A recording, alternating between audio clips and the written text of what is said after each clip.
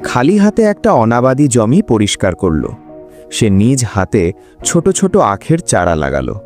প্রতিদিন ভোরে উঠে সে জমিতে পানি দিত, কাদামাখা হাতে আগাছা তুলত, বৃষ্টির দিনে ভিজত, রোদে পুড়ত, তবু হাল ছাড়েনি।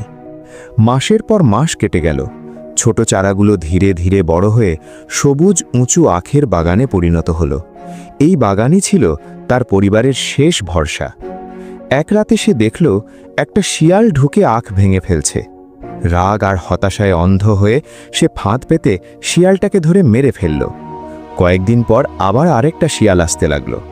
এবার কৃষক লুকিয়ে সব লক্ষ্য করল।